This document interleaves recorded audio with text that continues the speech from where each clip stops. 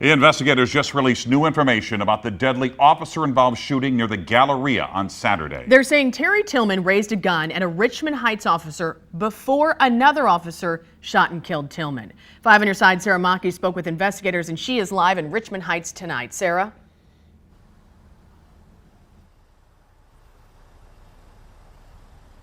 Yeah, police say that they are going through 158 hours of surveillance video, all from the Galleria premises, plus more video from nearby cameras. And they say that the medical examiner had new information for them here as well, that Tillman was shot 3 to 5 times, all on the front side of his body. That press conference today, it came after repeated efforts to get more information on the moments leading up to Tillman's death, as well as information about the shooting and how he was shot. Investigators say that this all started because 2 officers in the mall noticed an extended magazine showing from Tillman's waistband. Firearms of all kinds are banned from the mall, so when police approached Tillman, they say he ran and the officers followed him.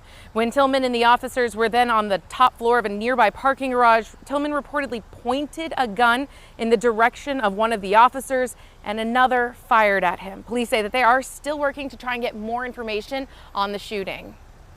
Death investigations are always complicated, whether there's an officer involved or not.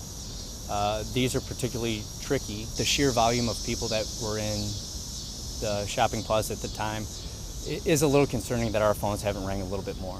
I feel like they should, and I hope they do moving forward. Now, officers say that there were at least 25 rounds in that extended magazine, and Tillman did not get off any fires, or any shots rather. They say that they are looking into how he got that gun because his criminal history would have prevented him from owning a firearm. That in addition to looking at more video, of course, in this case. And they say that all of that information will then be turned over to the St. Louis County Prosecuting Attorney's Office for another review. Live tonight, Sarah Maki, 5 on your side.